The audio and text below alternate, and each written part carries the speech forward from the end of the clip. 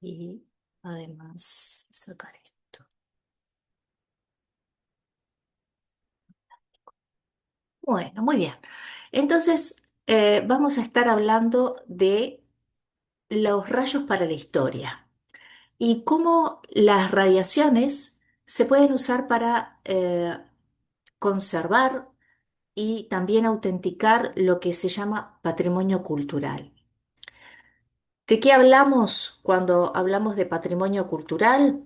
Bueno, según la UNESCO, el patrimonio cultural es todo aquello que recibimos del pasado y que nos identifican culturalmente con quienes somos. Entonces, decidimos decir, bueno, qué queremos mostrarle en esta presentación a nuestros invitados?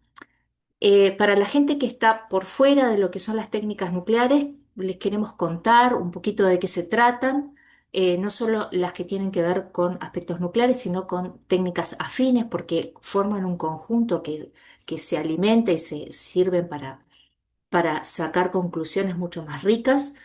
Eh, También que conozcan cuáles son las principales áreas en que estas tecnologías, tanto nucleares como afines, pueden aplicarse y cómo éstas influyen muchísimo en cuanto a lo que es la importancia de la conservación del patrimonio. Como les decía, UNESCO habla del legado que heredamos del pasado, con el cual nosotros convivimos hoy en día y que si lo cuidamos podemos transmitir a las generaciones futuras formando parte de nuestra identidad y puede ser desde música, esculturas, pinturas, libros, en fin, infinidad de elementos tangibles e intangibles que conforman nuestra cultura. Pero el estudio sistemático de los,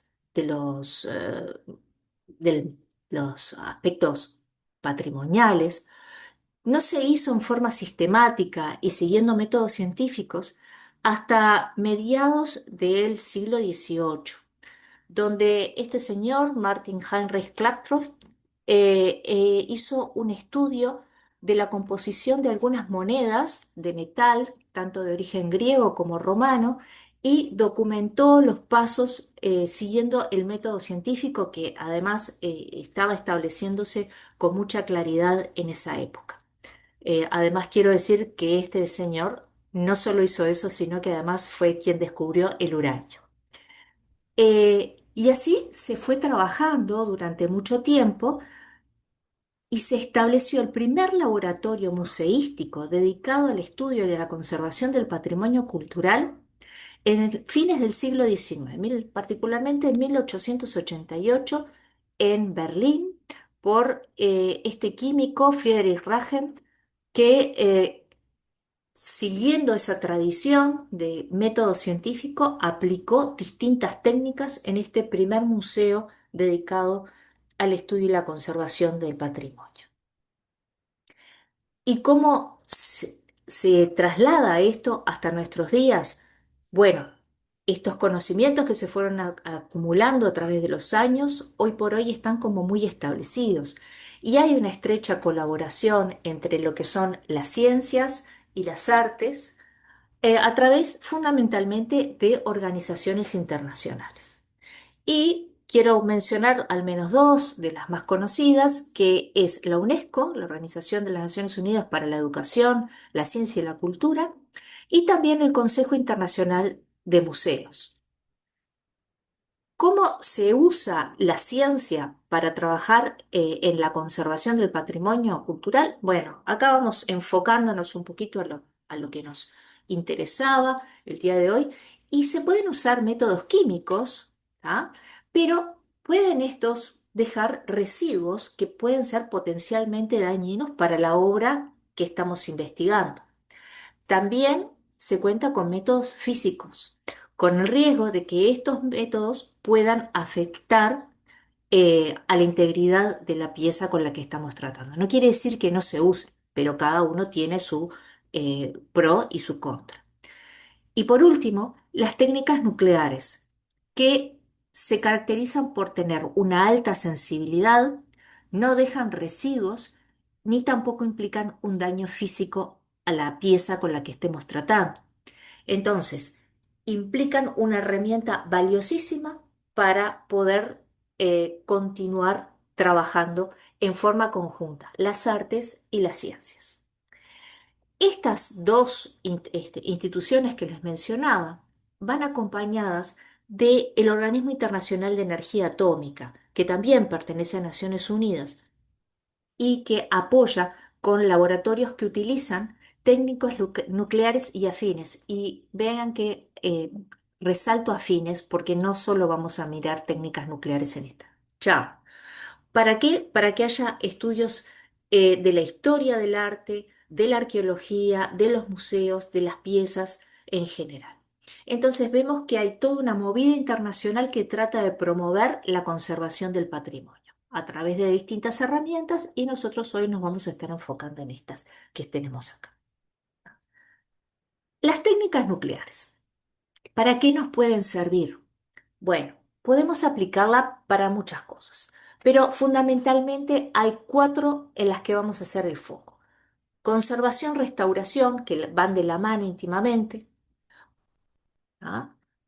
Porque nos va a permitir determinar qué materiales fueron utilizados en su momento, establecer su composición química y en el caso de ser necesario saber cómo lo vamos a conservar y si fuera necesario repararlo o restaurarlo, si conocemos su composición química, vamos a poder hacerlo en mejor manera.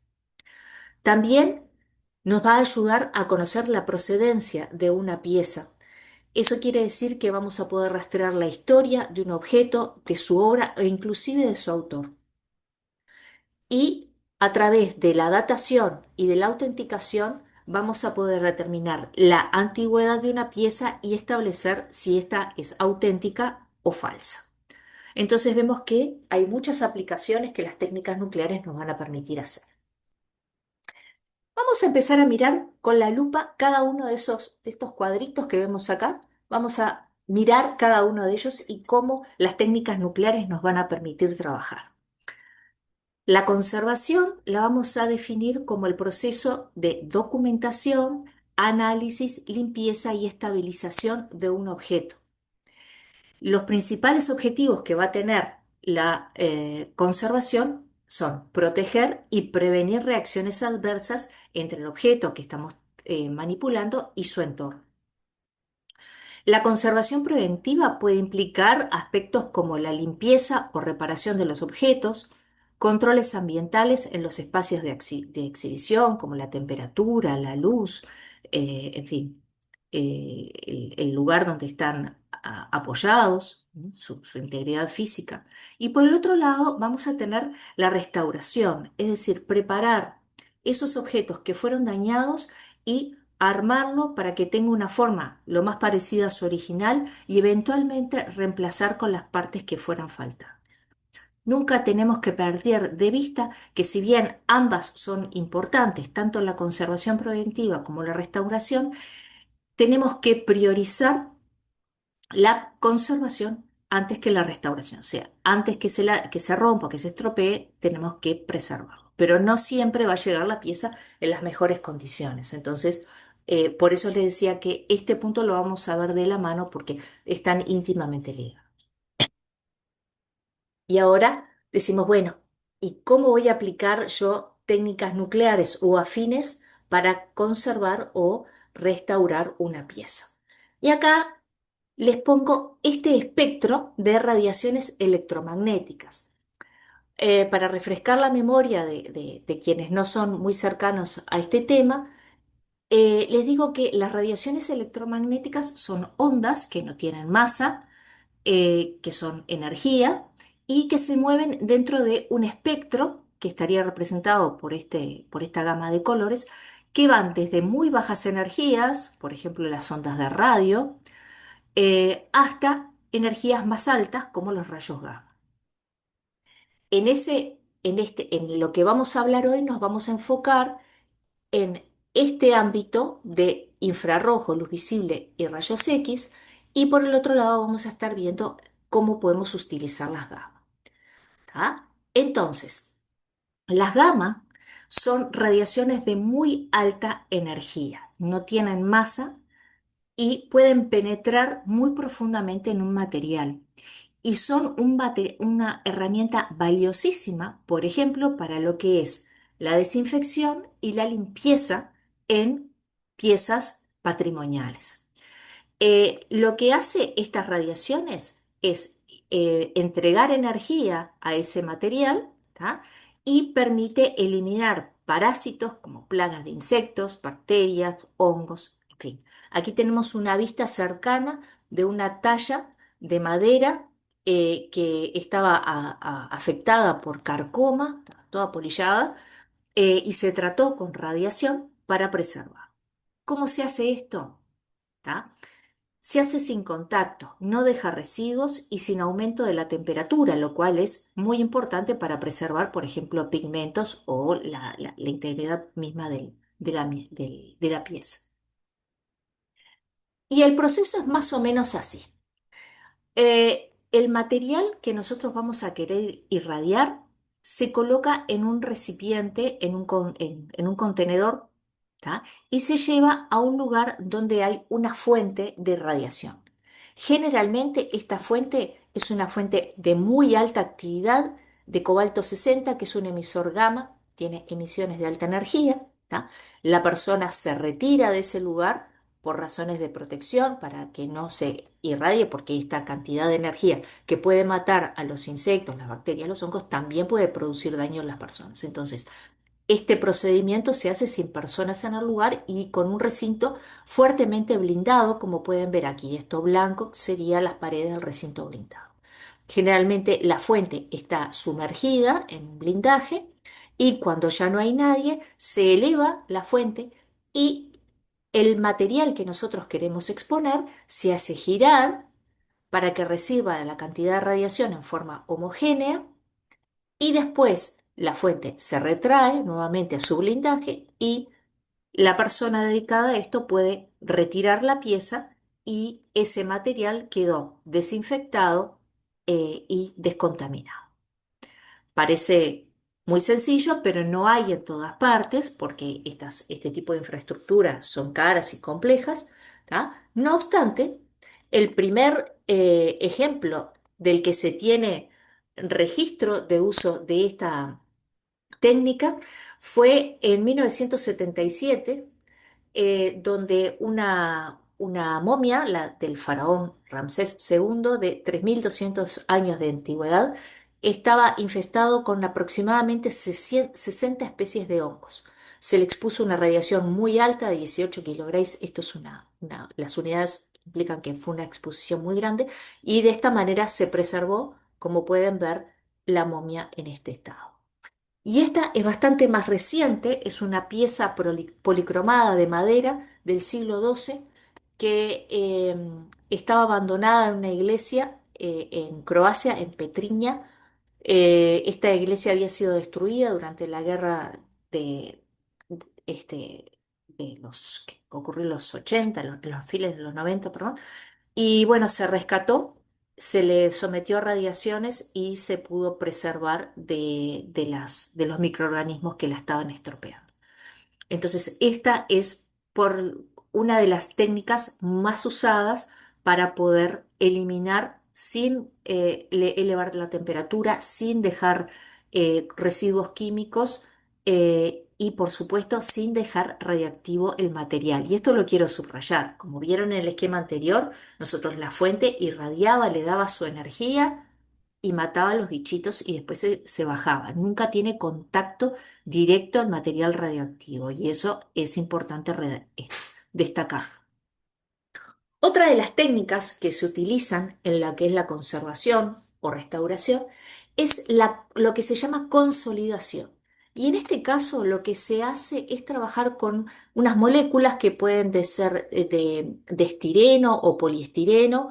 eh, y cuando esta molécula de estireno se coloca frente a un agente que sea catalizador, es decir, que estimule que varias moléculas se unan formando un polímero, la radiación actúa haciendo que estas moléculas se formen una juntito a la otra, ¿tá?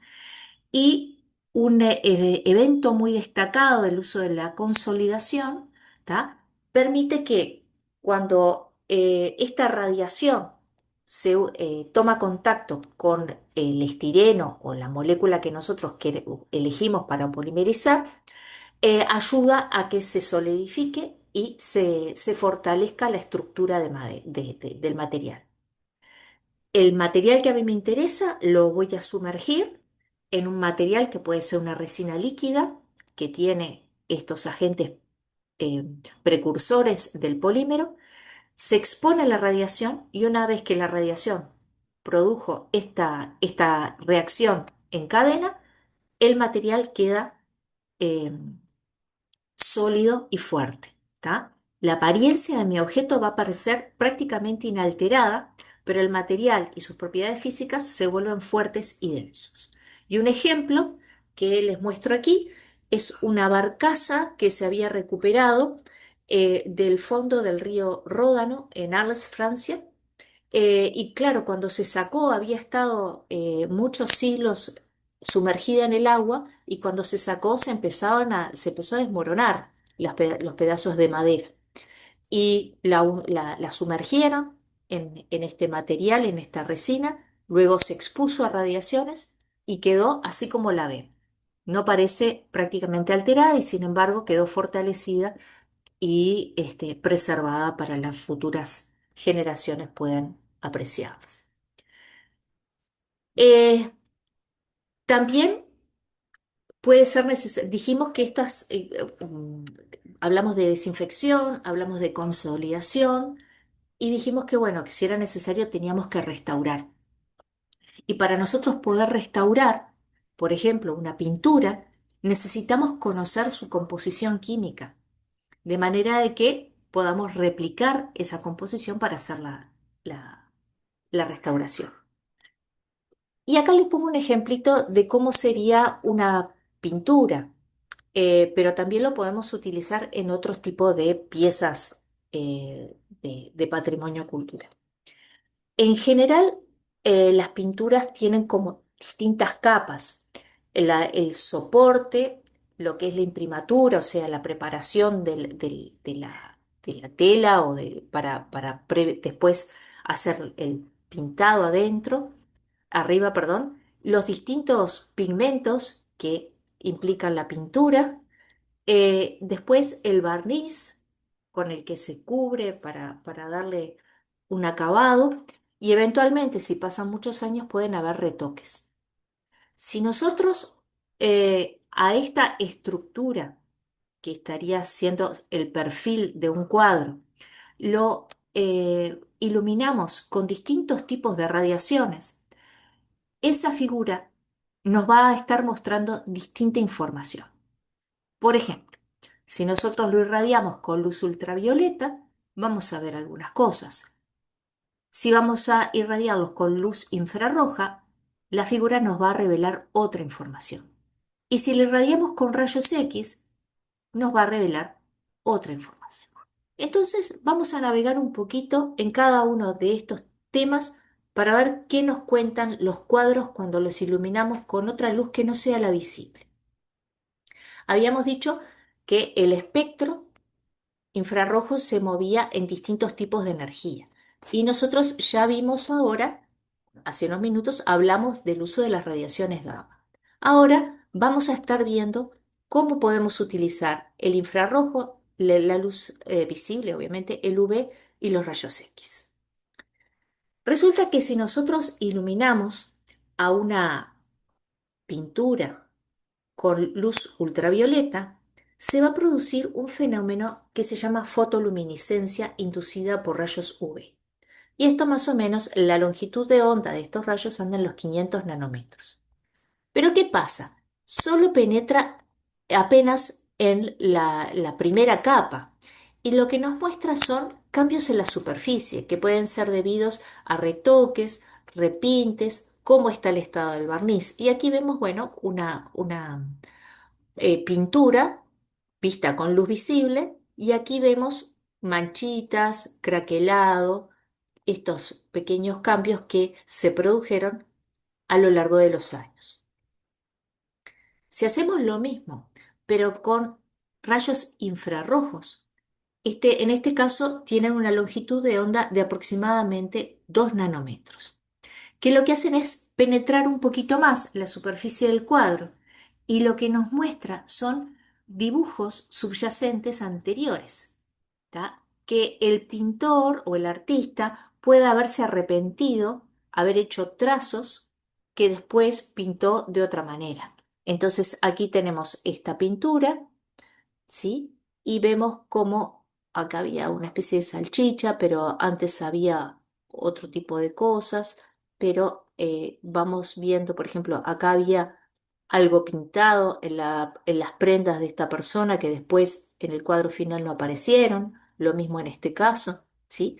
Entonces nos cuenta más sobre la intimidad, un poco más sobre la historia que tiene escondido ese cuadro. Y los rayos X son los que pueden penetrar más. Es como si nos hicieran una placa. Todos alguna vez nos hicimos una placa. Bueno, acá lo que hacen es hacerle una placa al cuadro.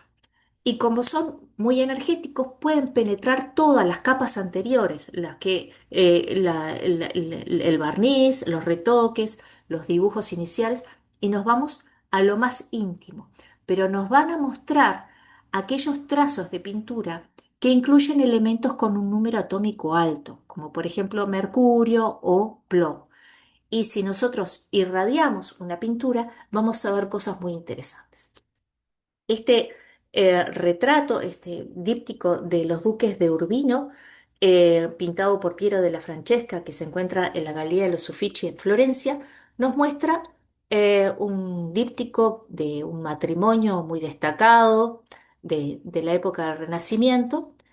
Y bueno, acá tenemos a los esposos Urbino. Pero si al señor Urbino le sacamos una radiografía, vamos a ver que debajo de esa pintura, en realidad, el artista había hecho otro tipo de dibujo, otro tipo de esquema que muestra una Madonna con un niño en brazos, y lo podemos ver porque este dibujo, esta pintura, la había hecho con pigmentos que tenían amarillo de plomo, como habíamos dicho, un número atómico alto, estaño y bermellón, que es sulfuro de mercurio.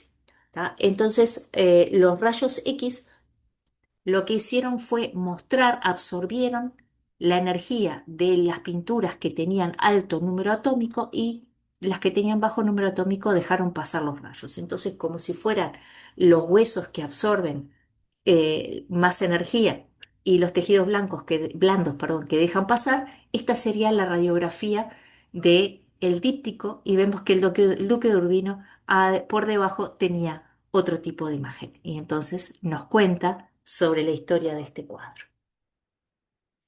También los rayos X los podemos utilizar para hacer algo que se llama espectroscopía.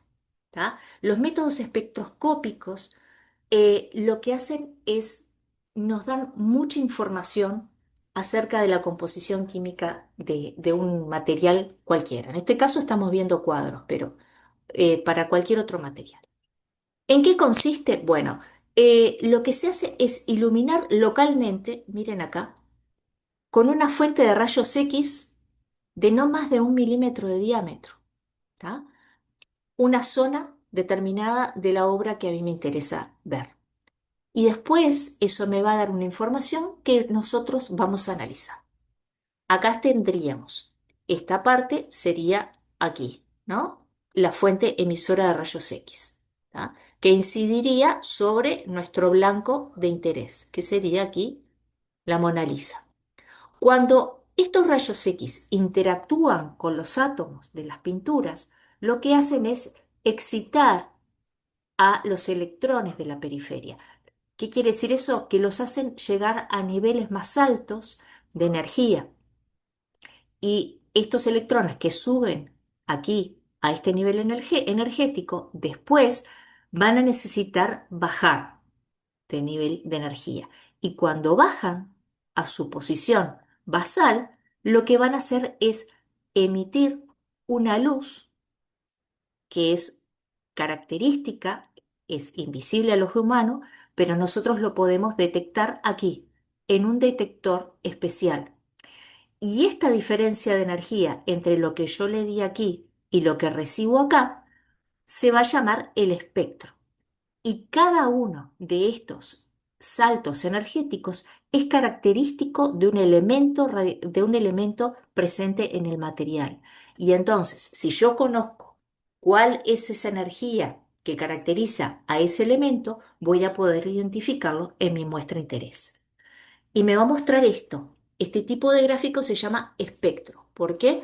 Porque me va a estar diciendo el alto del pico, cuánto tengo de ese material, y aquí voy a tener la energía que está vinculada con esos saltos electrónicos que estábamos.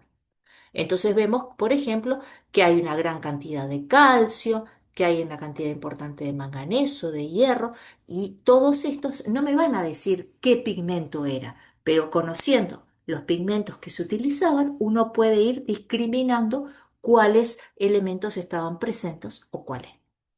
Los métodos espectroscópicos son muy útiles y como podrán ver, nos cuentan también con rayos X, pero más de la química de la composición. Cuando vimos al Duque de Urbino, vimos que ahí abajo habían otras cosas, pero si se le hace una espectroscopía, vamos a saber qué tenía cada uno de esos pigmentos que lo forman. Otro método de utilizar rayos X, ¿tá?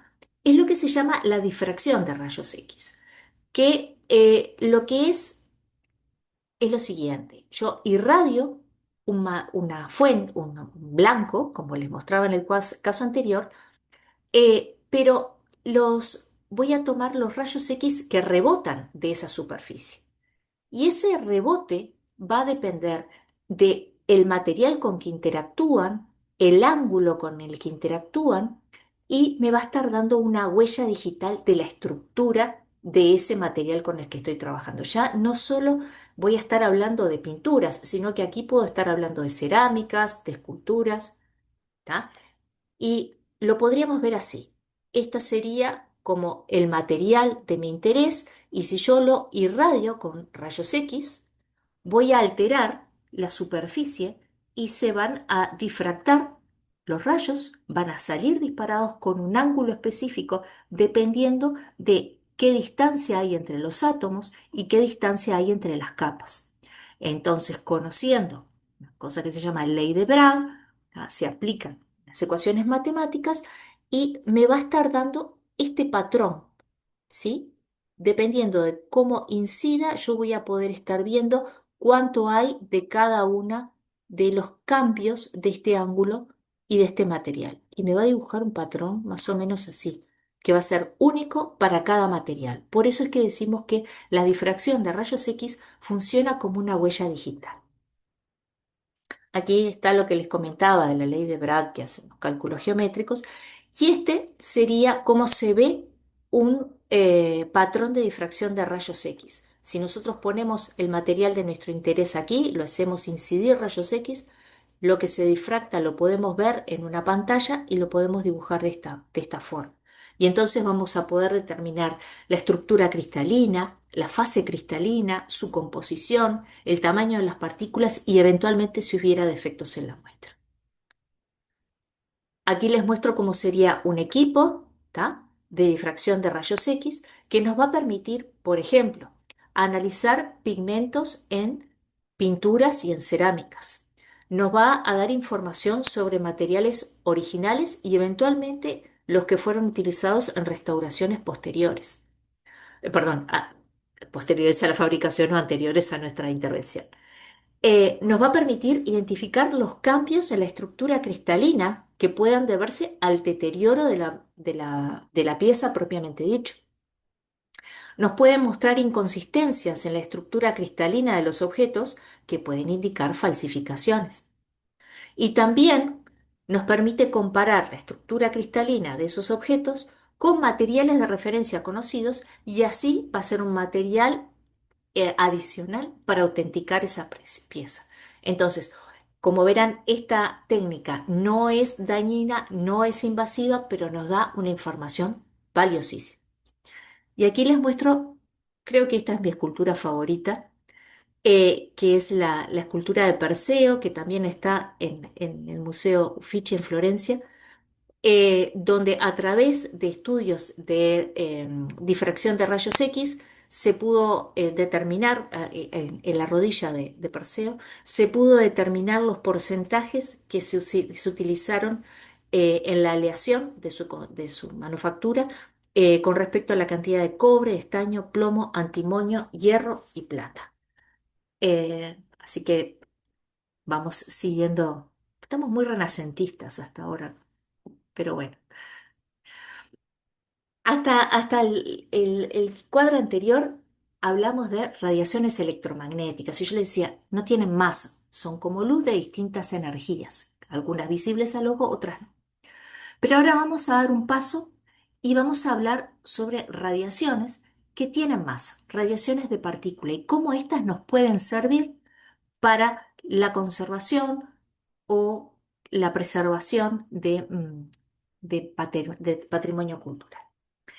Y vamos a empezar hablando de la activación neutrónica. Los rayos X vimos que nos podían mostrar cosas que pasaban abajo de un cuadro, trazos hechos por los artistas, pero dijimos, bueno, yo puedo ver en particular materiales que tienen elementos de alto número atómico, como plomo o mercurio. Pero si yo quiero ver elementos más livianos, y por lo tanto otras composiciones químicas de los pigmentos, voy a necesitar otro tipo de herramientas. ¿Tá? Y la activación neutrónica nos va a permitir ver, miren qué cantidad, para los que saben de pintura, nos va a poder permitir ver distintos tipos de pigmentos, la malaquita, eh, el amarillo de Nápoles, el vermellón, los esmaltados de cobalto, y cada uno de estos pigmentos tiene una composición donde hay elementos que nosotros vamos a poder investigar a través de sus propios elementos radioactivos. Si está este elemento, yo puedo, a través de la activación neutrónica, generar uno de ellos radioactivo y determinar su cantidad o su presencia, su ausencia y, en caso de presencia, su cantidad, con una gran sensibilidad. ¿En qué consiste la activación neutrónica? Bien, lo que ocurre es lo siguiente. Imagínense que nosotros tenemos nuestra muestra blanco, nuestra muestra de interés, ¿sí? Y la bombardeamos con neutrones. Los neutrones son partículas que se generan a través de decaimiento radioactivo. Cuando este neutrón choca con los elementos que están en mi muestra, ¿ah? Que va a tener estas características, mi elemento, voy a llamarlo X, va a tener un número másico A y un número atómico Z, ¿sí? Va a entrar a esa muestra, va a generar un núcleo nuevo donde voy a tener un elemento, un núcleo compuesto que va a estar excitado, donde va a incorporar un nuevo neutrón a este número másico, ¿sí? Y va a quedar en un estado energético elevado. Pero como siempre se tiende a que busquemos el estado de menor energía, este núcleo compuesto va a generar una emisión radiactiva, ¿sí? Y va a generar un rayo gamma y eventualmente una partícula beta. Y voy a tener en mi muestra blanco un núcleo nuevo que va a tener una modificación en su número másico y en su número atómico. Este núcleo producto es el que yo voy a lograr identificar después del bombardeo a través de detectores especiales. Aquí les dejé el esquema para que hagan el seguimiento de lo que va a estar ocurriendo. Estos neutrones con los que yo voy a estar irradiando van a inducir una radiactividad moderada en la muestra, pequeña, ¿sí? Después de generar esa radioactividad moderada, esa activación, ¿tá? Yo puedo poner un detector o en el caso de una pintura, puedo ponerle una especie de film firmemente adherido a la superficie de la pintura y le hago vacío para que quede bien pegadito y entonces yo pueda detectar en esa película sensible la radiactividad que se haya generado. Y esto es muy bueno porque no es destructivo. Yo irradio a la pintura, ¿tá? Y no le saco pintura. También eventualmente puedo sacar una muestrita, pero esta autorradiografía lo que tiene de bueno es que no es un sistema destructivo y es de alta sensibilidad. Cuando digo alta sensibilidad, digo que puedo detectar elementos que estén en la presencia de 10 a la menos 12 átomos por unidad de masa. Es muy, muy poquito lo que puedo visualizar. Entonces, acá les muestro una aplicación de una autorradiografía de esta obra de Vermeer, La joven dama del collar.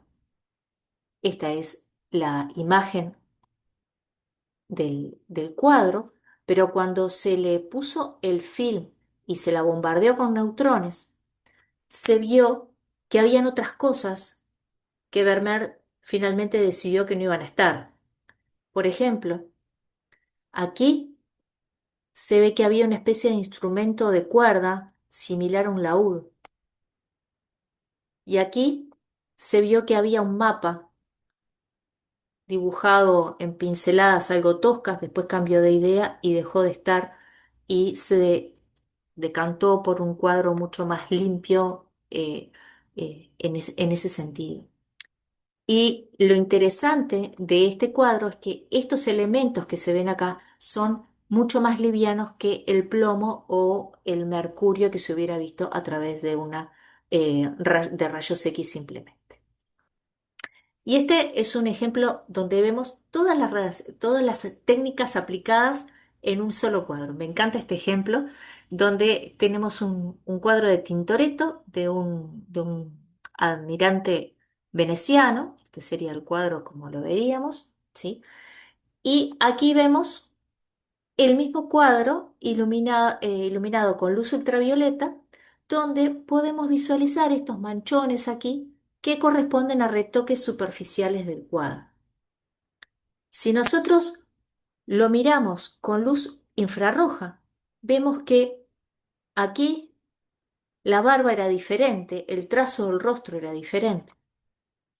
Si después le hacemos rayos X, vamos a estar viendo elementos de alto número atómico, mucho plomo, por aquí, ¿sí?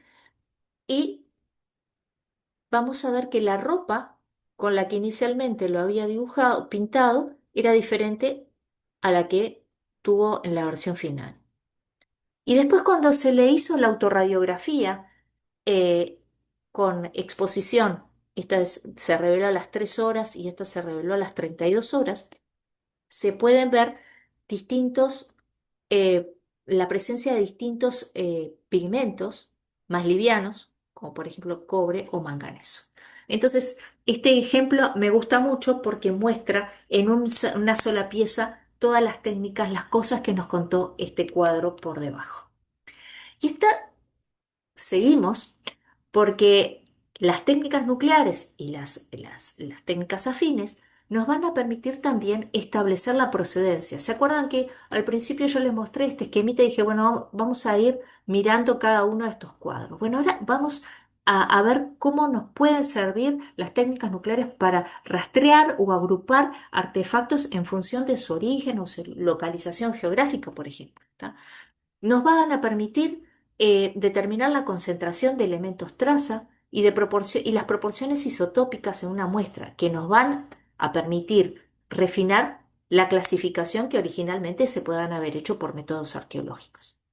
Aquí tenemos un ejemplo de eh, cerámicas de culturas de Mesoamérica, ¿tá? Que a través de técnicas nucleares se pudo determinar la cantidad de pigmentos que se usaban y los tipos de pigmentos que se utilizaban en las distintas zonas de producción y por lo tanto eh, establecer la zona productora e incluso en algunos casos el taller productor. Hay muchas técnicas para establecer la procedencia, ¿tá?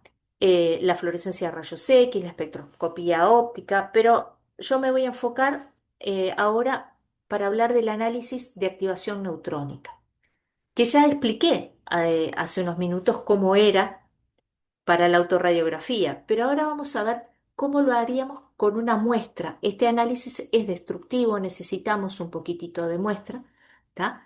Y lo que se hace es preparar las muestras, se colocan, no se ve muy bien en esta foto, pero en recipientes especiales que cuando los bombardee con neutrones, estos recipientes no se activen, porque si no me van a estar dando información de cosas que no están en la muestra. Pero adentro sí vamos a colocar muestras pulverizadas y la vamos a sumergir en un reactor de investigación. Esto es como si estuviéramos viendo el reactor desde arriba, ¿tá? Estas serían las barras que estarían produciendo los neutrones. Esto que ven azul es la piscina de agua, ¿tá? Y lo que se hace es sumergir esta muestra dentro del recipiente, ¿tá? Y bombardearlo con neutrones, ¿tá? Como habíamos dicho hoy, van a llegar los neutrones, van a generar una excitación y esto me va a producir un núcleo producto que yo voy a poder visualizar a través de medidas, voy a poder ver los espectros y voy a ver qué energía tienen y cuánto hay de cada uno de ellos. Y acá tenemos un ejemplo típico de los gamma, los rayos gamma que se pueden visualizar en una muestra. Vemos que podemos tener escandio, hierro, lantano, en fin, distintos tipos de elementos y además elementos muy raros podemos llegar a ver. Miren la sensibilidad del orden de picogramos. Por ejemplo, para el europio eh, podemos ver un picogramo. Para el plomo podemos ver 10 a la 7 picogramos, mucho más. Y aquí, entre medio, tenemos una cantidad de elementos que podemos visualizar con muchísima sensibilidad. Este ejemplo que les pongo con respecto a lo que son las técnicas de análisis por activación neutrónica, eh, este es un ejemplo de lo de su aplicación para seguir la procedencia y la trayectoria de elementos. En la primera diapo les mostraba las cerámicas en Mesoamérica, pero acá este ejemplo que les pongo son unos lingotes acuñados donde se puede ver la casa de la moneda que lo acuñó, la fecha de emisión. eh, Fueron acuñados en Brasil, aquí vemos en Brasil, pero se acuñaron con oro de distintas procedencias, que podían ser ya fuera del propio Brasil o transportadas por buscadores de oro. Y entonces se encontró que dependiendo del lugar de donde vinieran, tenían mayor cantidad, mayor relación de platino o de paladio. Para los que no son químicos, les cuento que el oro en las minas siempre está acompañado de otros elementos como la plata, el paladio o el platino. Entonces, las distintas minas van a tener mayor o menor proporción de cada uno de ellos y a través de estos estudios de análisis por activación se pudo determinar qué cantidad había y por lo tanto qué relación paladio-oro o platino-oro en función de la procedencia geográfica del mismo, ¿sí? Eh, y entonces, por ejemplo, se estableció que en estos lingotes las concentraciones de platino en el oro colombiano eran mayores y las concentraciones de paladio en el oro brasileño eran mayores. Entonces se puede distinguir en un lingote que lo que hizo fue fusionar oro de distintas procedencias, establecer de dónde la trazabilidad de ese oro. Y hay un trabajo muy interesante que se hizo sobre la plata de Potosí, para diferenciar la plata antes de la conquista española y después de la conquista española, cómo se fue expandiendo en toda Europa la plata de Potosí a través de la trazabilidad y la trayectoria de estos elementos. Entonces, bueno, son herramientas sumamente útiles. Y seguimos con las partículas, donde vamos a hablar de protones y de alfas. Los protones también están en el núcleo del átomo, tienen carga positiva, y las partículas alfa son lo que llamamos núcleos de helio, tienen dos protones, dos neutrones. Y lo que se hace es bombardear con estas partículas, protones o con alfas, a velocidades altísimas, del orden de 20.000 kilómetros por segundo. Estas partículas pueden penetrar en la materia, entregan su energía a los átomos como un gran choque, y en ese choque se emite energía que puede ser radiación, rayos X, rayos gamma, luz visible o también otras partículas. A partir de estas emisiones que se ven, vamos a poder identificar elementos químicos presentes en las capas del objeto que estamos bombardeando, aunque solamente estén en cantidades traza. Y estas técnicas, estas cantidades que nosotros vamos a ver, las vamos a ver a través de espectrometrías, lo que estuvimos viendo, conversando anteriormente, ¿sí? Aquí les muestro este laboratorio. Aquí están el acelerador de las partículas y aquí está donde se pone la pieza, se acelera y se irradian con partículas que nos va a permitir ver muchas cosas. Hay un solo acelerador de partículas exclusivamente dedicado a la preservación patrimonial que se encuentra en el Museo Louvre, justo abajo de la pirámide, a unos 15 metros por debajo del suelo, se encuentra este acelerador de partículas que el acrónimo es AGLAE, en honor a Aglaé, que es una de las gracias griegas, y quiere decir acelerador de análisis elemental del Gran Louvre. Eh, Aquí tenemos, como les comentaba, el acelerador, ¿tá? Y aquí les pongo un ejemplo de una pieza. Esta pieza es una figura de Mesopotamia, que durante mucho tiempo no se sabía si lo que tenía en los ojos era vidrio o era alguna piedra preciosa. Y a través de la aceleración y de un método no destructivo, se pudo determinar que la composición de los ojos correspondía a rubíes. Pero no solo eso, que eran rubíes provenientes de Myanmar. Y entonces, a través de esta información se pudo establecer una ruta comercial que hasta ese momento no se conocía entre lo que era Babilonia y lo que era Myanmar. Entonces, me encanta pensar que a través de este estudio no destructivo se pueden sacar tantas conclusiones. Para ir terminando mi parte, y voy a después dejar la entrada a nuestro invitado sorpresa, la datación por radiocarbono. Esta datación ya no se usa tanto, creo que todos hemos escuchado hablar de la datación por carbono 14, si bien no se usa mucho, todavía sigue siendo de mucha utilidad. ¿Y en qué consiste?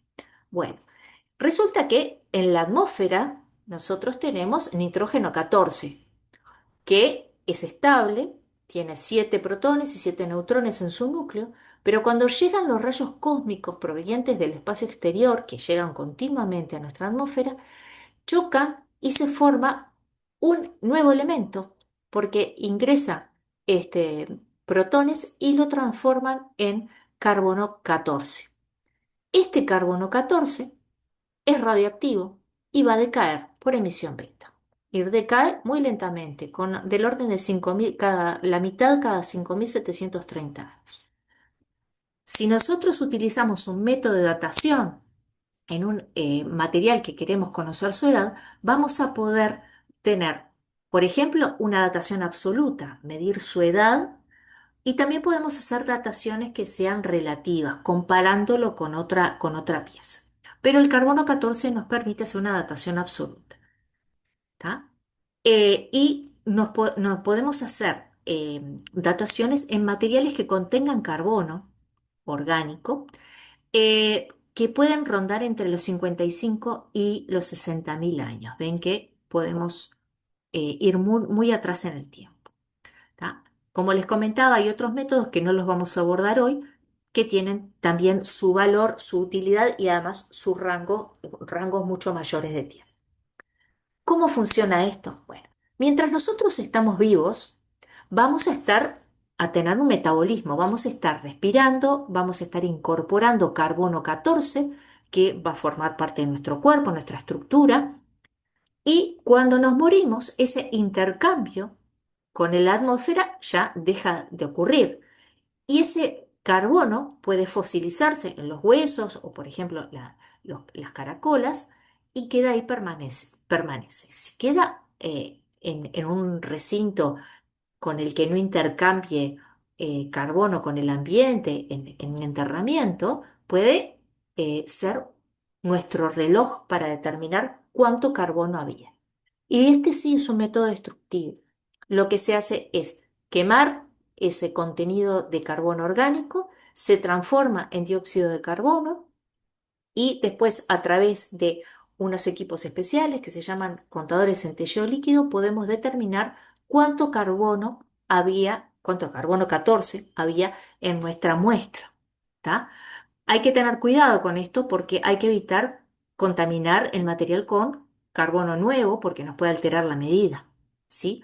Y hay que tener en cuenta que a partir de las pruebas de las bombas atómicas entre los años 50 y 60, la cantidad de carbono 14 en la atmósfera varió, prácticamente se duplicó. Entonces, es necesario tener un material de referencia. Generalmente se utilizan métodos para calibrar de origen dendrocronología, es decir, por los anillos de los árboles para hacer una correlación. Y aquí en Uruguay tenemos una momia que fue datada por carbono 14. Cuando anden por cerca de la Intendencia de Montevideo, en el Museo de Historia del Arte, hay una momia que la había traído a un señor que este, la compró en Egipto, se trajo de souvenir. Y esta momia egipcia era de una perdón, sacerdotisa, Esoeris, eh, que en el laboratorio de radioquímica teníamos un equipo de datación por carbono 14 que después fue desmontado justamente porque hay otros métodos que lo han suplementado, pero en su momento fue un trabajo muy interesante que se hizo en forma conjunta con el Museo de Historia del Arte, el Laboratorio de Radioquímica y también la Escuela de Bellas Artes. Y esto que ven acá, todo esto que ven acá son las vendas de la momia, que estaban un poco estropeadas, entonces se rescataron restos de las vendas, se hizo datación por carbono 14, se estableció que la momia tiene aproximadamente 2400 años de antigüedad. Y la gente de Bellas Artes, no encontré fotos en internet, pero si van lo pueden ver, le reconstruyeron el rostro a la sacerdotisa, como en un episodio de CSI, con el rostro los restos de ella reconstruyeron el rostro. Y la verdad que está muy linda la presentación, los invito a que lo visiten, que está en nuestro país y que fue reconstruido y conservado a través de nuestras propias capacidades. Em, la autenticación, o sea, el examen de una pieza radiactiva, lo podemos hacer a través de todas estas metodologías que estuvimos viendo hasta el momento. A través de la información fundamental de estas técnicas vamos a poder determinar el lugar, la fecha, la forma de producción y también compararlo con otros elementos bien conocidos para establecer las características de ese material. Entonces, esta ciencia nucleares y también afines nos van a permitir mucha información para conservar ese patrimonio. Esto es lo que yo tengo para contarles. Pero les dije que teníamos un invitado especial, ¿tá? Que es el doctor Eduardo Boido.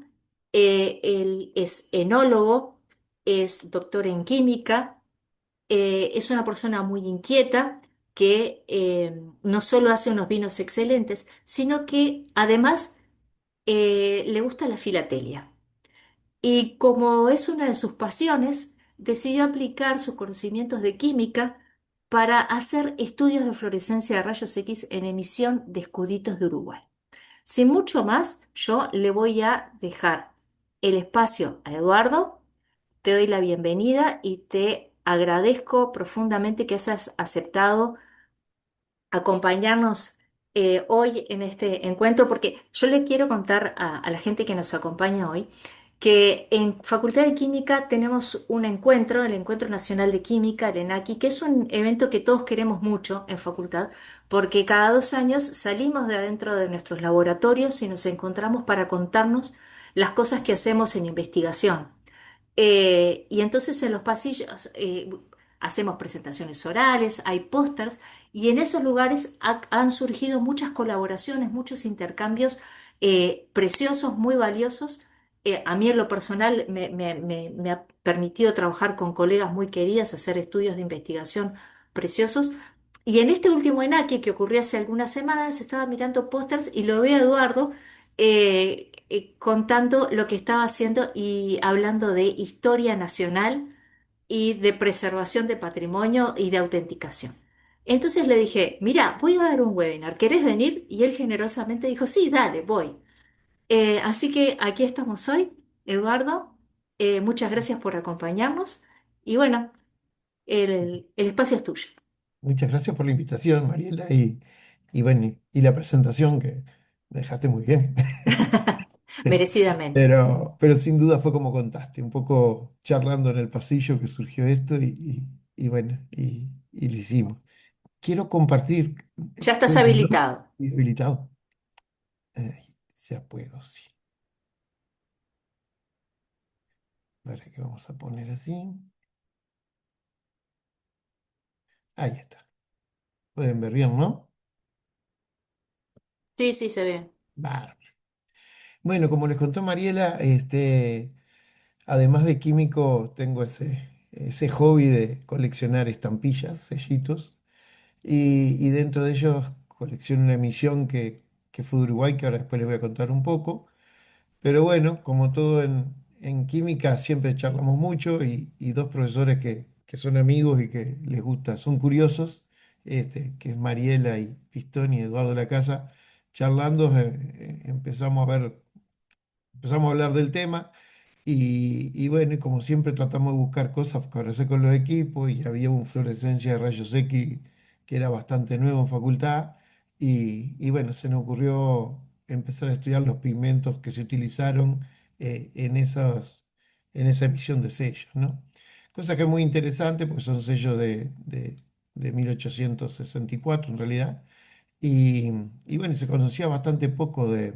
Sí se conocen los pigmentos que se usaban en el mundo, pero no sabemos bien que se había utilizado en Uruguay en esa época, en sistemas de impresión que era la litografía, ¿no? Litografía con piedra, la piedra litográfica. Entonces era un trabajo lindo para hacer. Y así empezamos a hacerlo. De hecho, como dijo María, lo presentamos ahora en ENAQUI y también fue presentado el año pasado en un congreso en México que lo llevó Mariela y bueno, y estamos contentos con los resultados. Ya les voy a contar un poquito qué consistió y un pequeño resumen de los resultados porque no quiero ser extenso ahora. Pero bueno, lo que usamos, como dice ahí, es fluorescencia de rayos X. ¿Por qué se nos ocurrió esta técnica utilizarla? Mucho ya lo explicó Mariela recién. Pero por supuesto, uno de los fundamentales es que no es destructivo. Este material, por supuesto que lo cuidamos mucho porque es un material que hay poco, ¿no? Son emisiones bastante viejitas y se conservan muy poco de este material. O sea que precisamos no romperlo. Bueno, la preparación de muestras es rápido, se usa con muchos materiales. Se determinan elementos, cosa que aclaró Mariela también. Nosotros no vamos a ver qué pigmento usaron, pero sí qué elementos hay y sabiendo cuáles eran los pigmentos que en esa época se trabajaban, podemos inducir qué pigmentos se usaron. Y lo que tiene también, que lo explico recién, es que es un análisis en profundidad, ¿no? Si uno hiciera un perfil de ese sellito, nosotros íbamos a poder saber no solo los elementos que están en ese pigmento, sino también en el papel y hasta en la goma, porque los rayos X penetran en la muestra, ¿no? Y vamos a tener datos de todo. Esto no es algo nuevo. Si uno se pone a mirar la bibliografía, hay trabajos que caracterizan ya emisiones de distintos países usando fluorescencia de rayos X. Es una emisión de hace unos años, 2008. Pero lo interesante de esta emisión, y por qué lo pongo, es que ya incluía algunos sellos de Uruguay. No la emisión que yo estudié, es una emisión de 1877, pero bueno, él estudiaba el color rojo en distintas emisiones de Latinoamérica y se incluyó una de Uruguay, o sea que es un antecedente bastante lindo. Y como ven, uno lo que puede ver es, bueno, las cantidades que tienen de azufre, calcio, cromo, manganeso, hierro, cobre. En este caso vieron que los valores más altos están mercurio, algo de bario y después acá el azufre y calcio. Sin duda el mercurio y el azufre indican, como dijo Bailaví, el uso de cinabrio, el sulfuro de mercurio, que es rojo, ¿no? Y bueno, el calcio y el bario sin duda son por eh, rellenos del papel.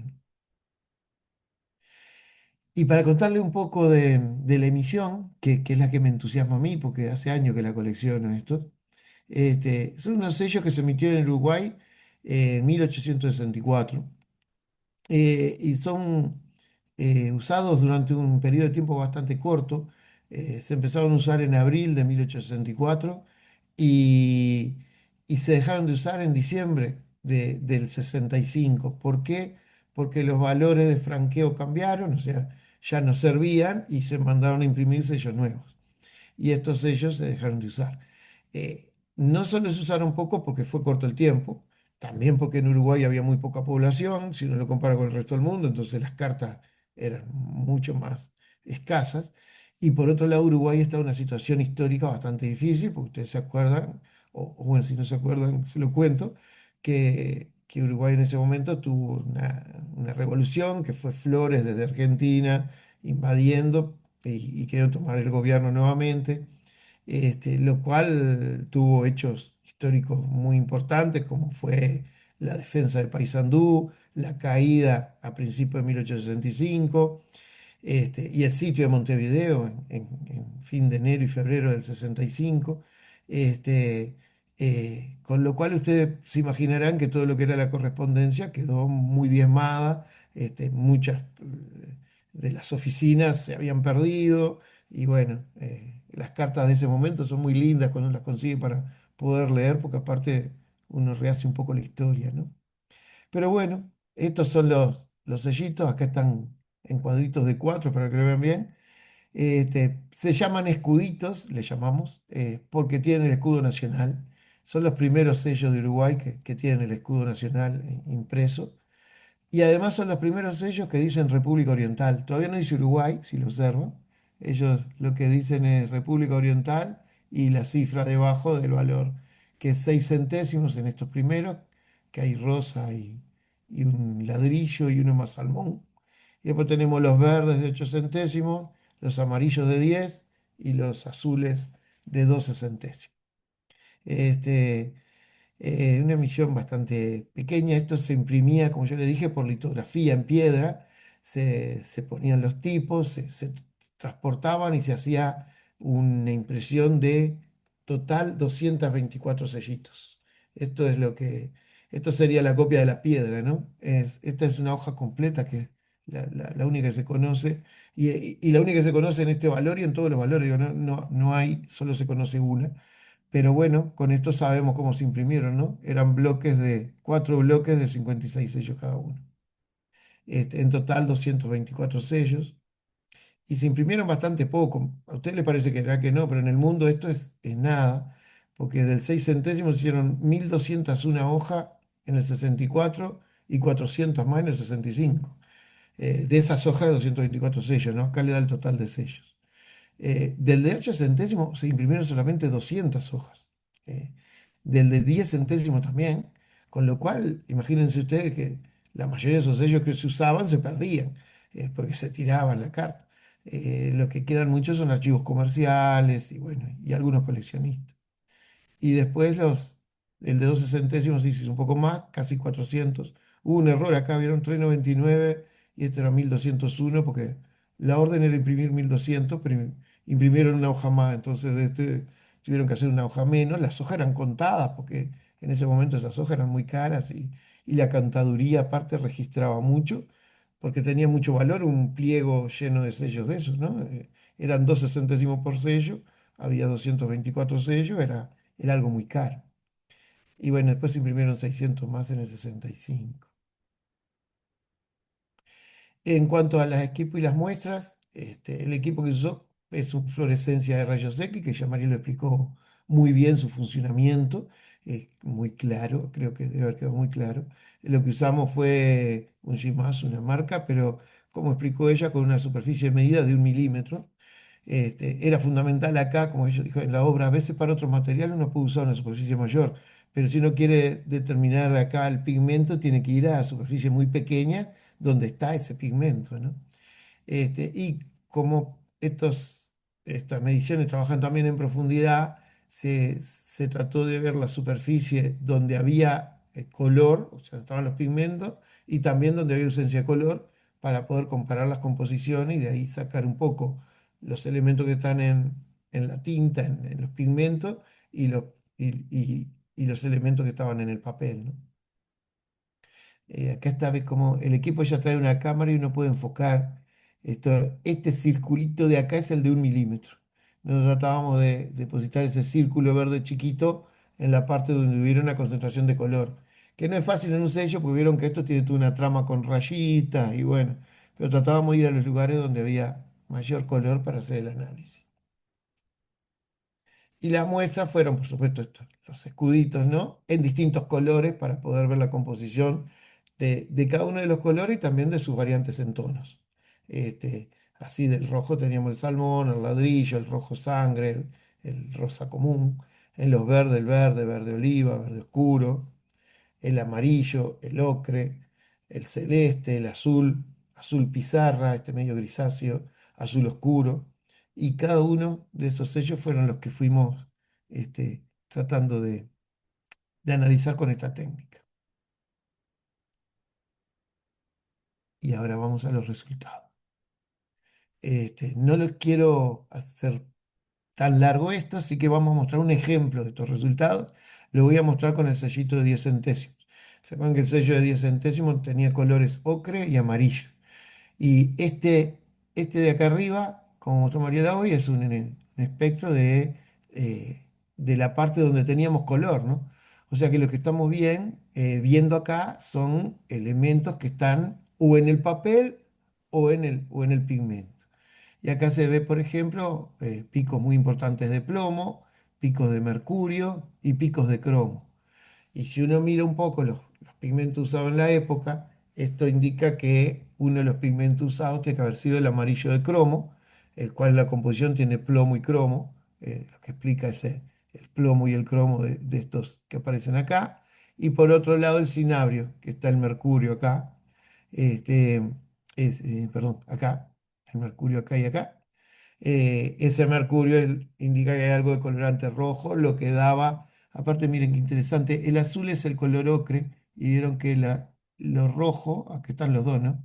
El ocre y el amarillo. Y vieron que el mercurio en el amarillo es bastante más bajo. Sin duda en el ocre tenían un poco más de pigmento rojo que daba esa tonalidad ocre, ¿no? Eh, ¿Qué pasaba también? Se los muestro en esto como un ejemplo, pero nos pasó en muchos de ellos, que a veces uno veía otros elementos que no podía explicar. Por ejemplo, en este caso, el hierro. Uno mira acá y tanto la coloración ocre como el amarillo tienen una concentración de hierro importante. Ve un pico que indica la presencia de hierro. El hierro no explicaba mucho un pigmento que pudiera explicar este color. Pero si uno mira en la parte de abajo, acá tengo una comparación de la zona coloreada, que sería el azul, vieron que acá está el plomo y el mercurio, todo eso. La roja es el papel. Vieron que no tiene ninguno de esos pigmentos, pero si miramos el hierro, está presente tanto en, en el papel como en la zona de pigmento, pero de acá lo que uno deduce es que ese hierro no está en el pigmento, está en la composición del papel. ¿Y por qué está en el papel? Bueno, el papel en general tiene muchas veces kaolinita para darle más blancura y más fácil la impresión. Es uno de los que se usa como relleno en la producción del papel. En esa época se usaba mucho. La kaolinita es salicilato de aluminio hidratado, como ven ahí. No hay hierro en la kaolinita, pero sí, y es muy usado en el papel, pero sí el hierro es un contaminante muy habitual en la caolinita. O sea que el hierro que vemos acá está en el papel del sello debido a una contaminación de la caolinita que se usó en la producción de ese papel. Y bueno, eso nos le dejó explicar un poco esto. Y así lo pudimos hacer para todos los valores y los distintos tonos. Fue muy interesante, pero lo que quiero mostrarle que también fue muy interesante, para terminar, es que, como decía Mariela, estas técnicas sirven muchas veces para detectar adulteraciones. Y como yo le dije, de estos sellos se imprimieron muy poco, son parte de los sellos clásicos de Uruguay y generalmente los coleccionistas los quieren porque todos quieren completar su, aunque sea tener uno de cada uno, ¿no? Entonces quieren tener un sello de esta emisión. Y hubo un señor muy bueno, no muy bueno porque lo que hizo no estaba falsificado, pero sí muy bueno haciendo lo que hacía, que era Sperati. Sperati es un señor italiano que vivía en Francia y que era un excelente conocedor de química y de técnicas de impresión. Y este señor, por allá por 1930, falsificó muchas emisiones de sellos, entre ellos los sellos, los escuditos, y los falsificó con una calidad excelente. Son muy difíciles de distinguir a simple vista, solamente con mucho cuidado. Acá yo le puse uno de ellos del 8 centésimo, que si uno lo mira es perfecto, no tiene casi ningún detalle mal. Este sin duda es un Sperati porque está catalogado del lado de atrás. Esto es la Asociación de Filatélica de Londres. En un momento se quedó con el material que tenía Sperati y lo clasificó todo. Y bueno, este hasta tiene el número, ¿viste? Este es el número 286, el ejemplar número 286 de esa colección que se quedó la Sociedad Filatélica de Londres. Por lo tanto, es seguro que es un Sperati. Y bueno, y yo tenía uno, lo tenía en realidad en mi colección y tratamos de ver si la tinta que usaba Sperati realmente los pigmentos que usó eran iguales que los del sello original o si lo podíamos identificar por medio de fluorescencia de rayos X. Y si uno mira la fluorescencia, acá tenemos el azul es el falso y la línea roja es un escudito verdadero, un color verde verdadero. Vieron que acá hay plomo, hay cromo, que es bien de los auténticos. El plomo y el cromo es por el amarillo de cromo, como se usaba, como le mostré hoy. Y también hay hierro. El hierro es porque el verde se formaba a partir de un pigmento amarillo y un azul. El azul que usaban era azul de Prusia, que en su composición tiene hierro. Pero, ¿cuál es la gran diferencia? Acá lo puse grande. Esta zona de acá, si miran, ven en azul la presencia de zinc. Los sellos de Sperati tenían un contenido importante de zinc, mientras que los sellos originales no tenían zinc.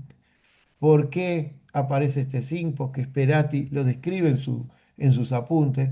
Usaba mucho como pigmento amarillo, usaba mucho el amarillo de zinc. Y de ahí es que aparece el zinc en estos sellos y permite perfectamente, si uno hace la fluorescencia de rayos X entre un sello original y un sello de Sperati, determinar bueno, que no es auténtico, ¿no? Y eso nos entusiasmó mucho. Bueno, esto era lo que quería contarles un poquito rápido, pero como una aplicación que nos entusiasmó y de algo que también me entusiasma a mí, que es coleccionar los sellitos, ¿no? Además de hacer vino, como dijo María.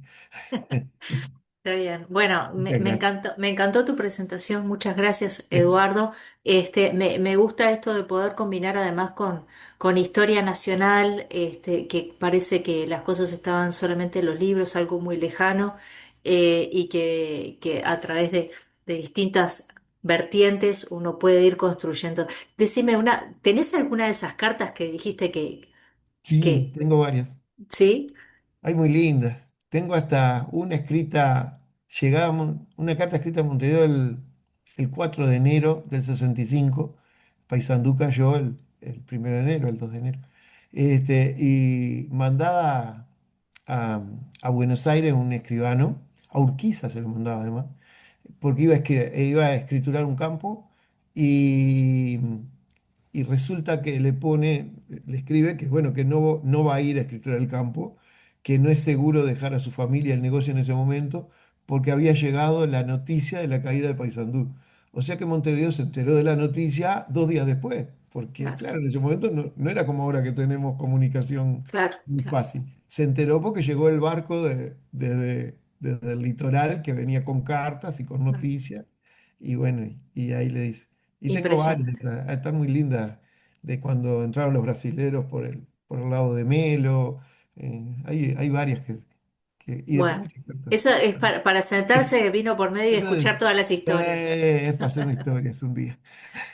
Fantástico. Bueno, muchísimas gracias nuevamente por No, acompañarnos y gracias, Mónica. abrimos a las preguntas, si alguien quiere, quiere hacer Mm, algún comentario, una pregunta, son bienvenidos.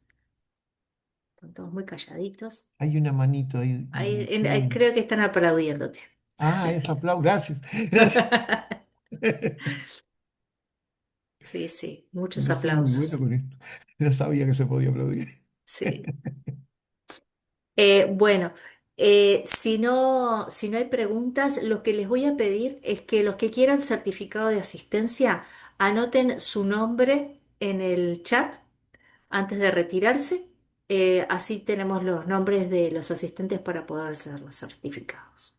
¿Tá? Y se los mandamos. Si no se anotaron en el formulario, pongan además su nombre, pongan el, el correo y si se anotaron ya lo tenemos. ¿Tá? Bueno, muchas Bueno, gracias y los invitamos a que en diciembre tenga nuestro último seminario que lo va a dar Maya Mumbrú. Todavía creo que no tenemos fecha. Maya, ¿tenemos fecha? Está por ahí, Maya. Pero bueno, desde ya están invitados, igual van a recibir las comunicaciones. bueno, muchas gracias. Bueno, gracias, que pasen bien.